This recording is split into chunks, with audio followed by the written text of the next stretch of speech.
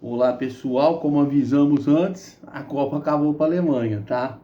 Lógico que é brincadeira, não esperávamos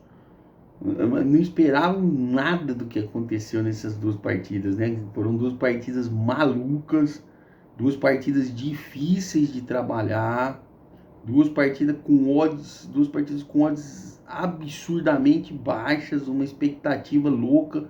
Você vê que o mercado se empolgou demais com quase todos os mercados, então isso dificultou bastante. É nesse momento dessa euforia do mercado que a gente tem que ter um controle muito grande, na minha opinião, tá?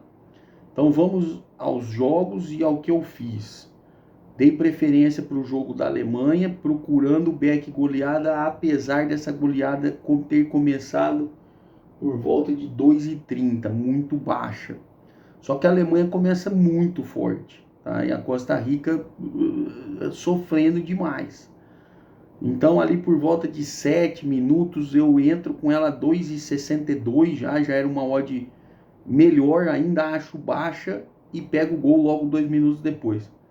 A Alemanha continuava muito superior, tá? Ela foi perder essa superioridade no finalzinho do primeiro tempo, ali com 35, 37, ela já diminui um pouco o ímpeto, mas na minha opinião era assim, vou diminuir o ímpeto para voltar no segundo tempo e sacramentar isso aqui, então eu não fechei, apesar dessa odd ir subindo, tá? Do jogo da Espanha, olhando de canto de olho, via-se uma Espanha sendo Espanha, dominando 70, 80% da posse de bola e chegando com facilidade até o primeiro gol.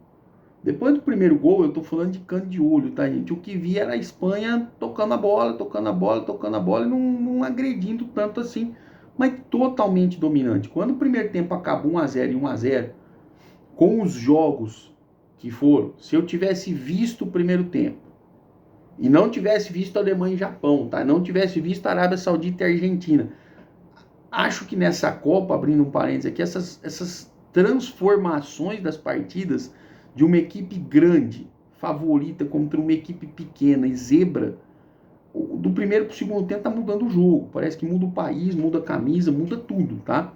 Então vamos lá. Se eu não tivesse assistido o jogo da Argentina, não tivesse assistido o jogo da Alemanha contra o Japão, e vocês me falassem assim, ó, William, o jogo da Espanha acabou 2-1 pro Japão. E o jogo da Alemanha, a Costa Rica chegou a fazer 2-1 para depois a Alemanha fazer 4-2. Eu ia falar assim, é um mentiroso, tá? Mas não, aconteceu isso, tá, gente? E assim, se o ditado é que o raio não cai duas vezes no mesmo lugar, com certeza ele sai duas vezes do mesmo lugar, tá? Porque o que o Japão fez foi com a Espanha, hoje, foi idêntico ao que o Japão fez com a Alemanha. Depois de um domínio alemão, o Japão em 5 minutos vira o jogo. Depois de um domínio espanhol, o Japão em 5 minutos vira o jogo. Então assim, não sei se isso é treinado, como é que é, tá? Mas vamos lá. Segundo tempo. Segundo tempo começa, eu esperando uma Alemanha, de novo focado na Alemanha, tá? Começa, gol do Japão. Isso complica um pouquinho a vida da Alemanha, tá?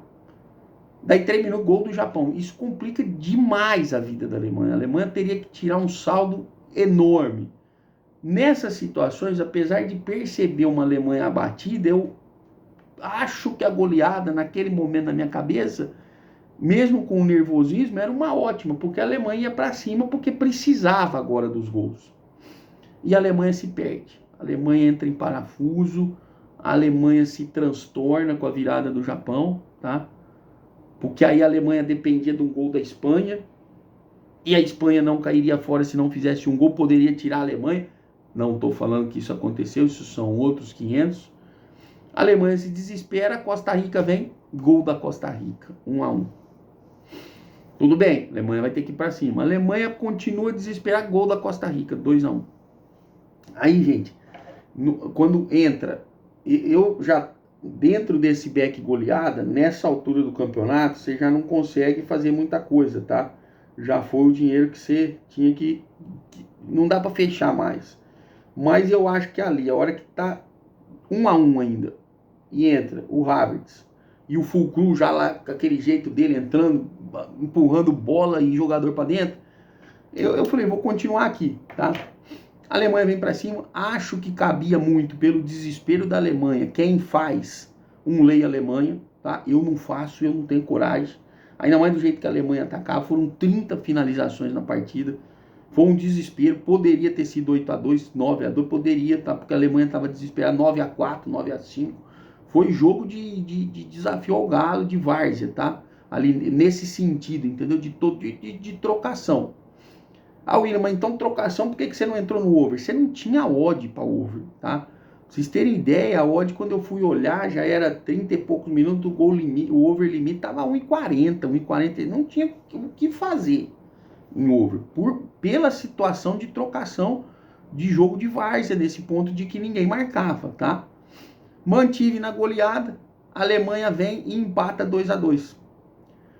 Quando a Alemanha empata, isso por volta dos 30 minutos, deixa eu olhar aqui para vocês, isso já era 27 minutos, tá? Com 27 minutos de um empate da Alemanha, fica interessante um back. Só que nesse momento, se eu não me engano, com 30 minutos o back estava 1,70, cara. E eu já estava na goleada. Mais um gol da Alemanha, que me traria o resultado positivo no back, me traria um bom resultado positivo na goleada. Caso não saísse o gol, eu tomaria prejuízo nas duas entradas, tá? Então eu prefiro não fazer nada. Aí você vai falar assim, mas William, num jogo desse, você fez uma entrada? Eu fiz uma entrada justamente por isso.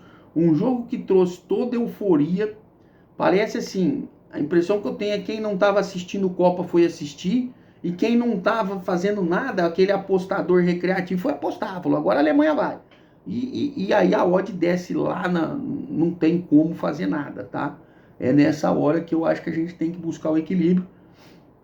A Alemanha vem e faz o 3-2, que era o que parecia, mais uma odd a 1,70 com 30 minutos, eu não vou fazer um back, tá? Naquela condição, uma Alemanha desesperada e tendo que fazer 8, 9 gols, não era fazer 3.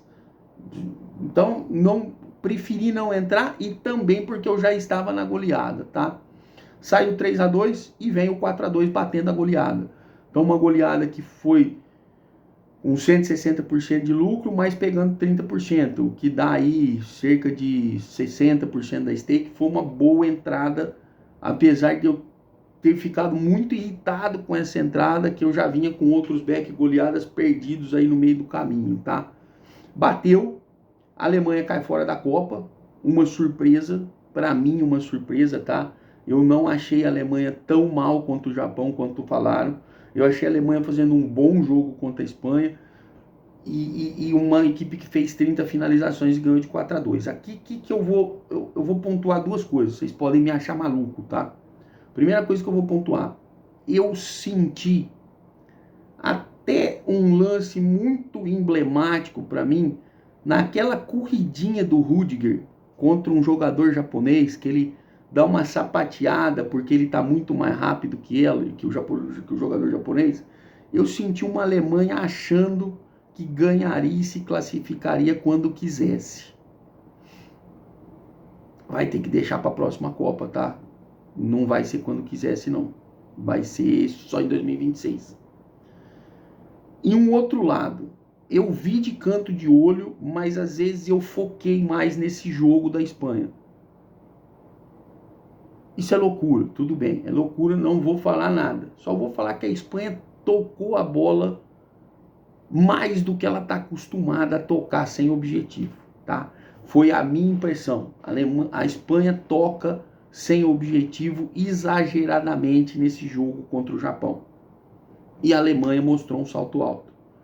Toque de bola da Espanha em demasia, com exagero, sem objetivo, resulta que a Espanha não joga mais com o Brasil antes da final e nem com a Argentina.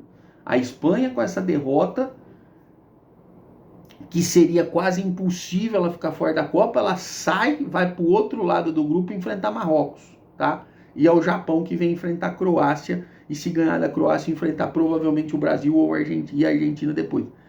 Então, não estou falando nada, tá? Só estou falando que as próximas oitavas de final, os dois jogos definidos hoje, Japão e Croácia, fazendo parte da chave do Brasil e Espanha, Marrocos e Espanha fazendo parte do outro lado, tá? É isso, amanhã temos o Brasil com o time reserva, mas espero que ganhando de Camarões. Voltamos amanhã com as análises do pós-jogo das partidas de amanhã. Um grande abraço a todos. Bom descanso e bom dia de trade amanhã.